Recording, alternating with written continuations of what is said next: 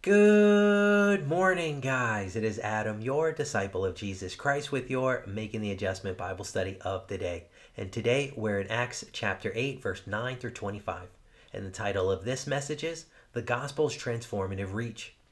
We are in a new series called Unstoppable. And I'm praying that the study captures how the gospel moved from Jerusalem outward into the Gentile world by the acts of the Holy Spirit through the apostles. Amen. So grab your Bibles, open up your Bible apps, grab your pen and paper. I'm not sure what this is for, but I pray that it blesses you. Acts chapter 8, and we begin at verse 9. But there was a man named Simon who had previously practiced magic in the city and amazed the people of Samaria, saying that he himself was somebody great. They all paid attention to him, from the least to the greatest, saying, "This man is the power of God that is called great."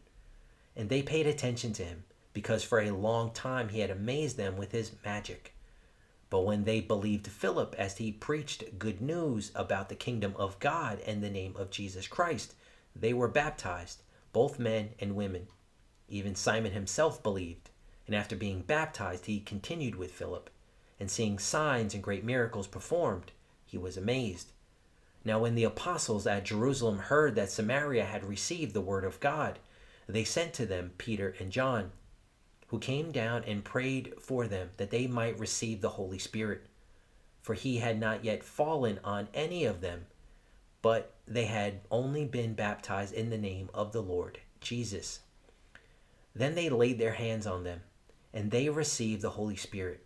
Now, when Simon saw that the Spirit was given through the laying on of the apostles' hands, he offered them money, saying, "Give me this power also, so that anyone on whom I lay my hands may receive the Holy Spirit." But Peter said to him, "May your silver perish with you, because you thought you could obtain the gift of God with money.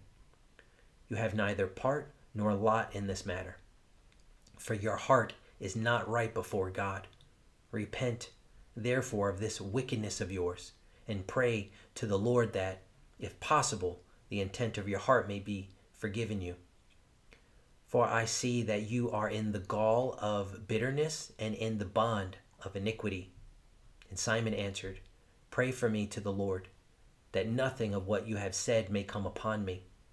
Now when they had testified and spoken the word of the Lord, they returned to Jerusalem, preaching the gospel to many villages of the Samaritans. Amen, amen, and amen.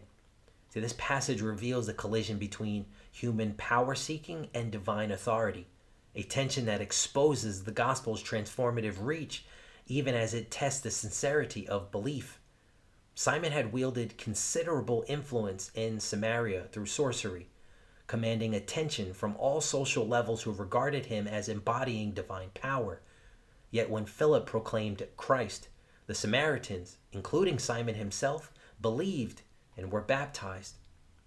The people's embrace of the gospel demonstrated its superiority over demonic wizardry. Though Simon's amazement at the apostles' miracles represented fascination rather than genuine repentance. The arrival of Peter and John from Jerusalem marks a crucial theological moment. Though the Samaritans had been baptized, they had not yet received the Holy Spirit. Peter and John's laying on of hands completed this reception. The apostles' participation bridged the chasm between Samaritans and Jewish Christians, establishing Christians as full members of God's people. This development fulfills Jesus' commission to extend the gospel outward. The Samaritan evangelism undid the ancient division of Israel that occurred under Jeroboam, fulfilling the prophetic hopes of reunification. Simon's attempt to purchase the spiritual power exposes a fatal misunderstanding. Observing the Spirit's transmission through apostolic hands, Simon offered money for this ability, but Peter condemned him, declaring his heart was not right before God. God's gift cannot be acquired with money, but is sovereignly and freely given. Peter urged repentance and prayer, warning Simon of spiritual danger, the gall of bitterness, and the bond of iniquity.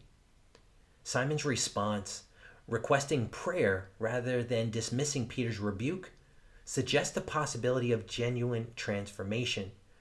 Though this his ultimate spiritual fate remains ambiguous in Luke's account. This is the gospel's transformative reach. Those who have ears, let them hear. Amen. And if you like today's study, give it a thumbs up and share. And don't forget to like and subscribe for more Bible studies. And honestly, I love to hear from you. So drop your comments and questions in the comments section. And until next time, grace and peace, and God bless you.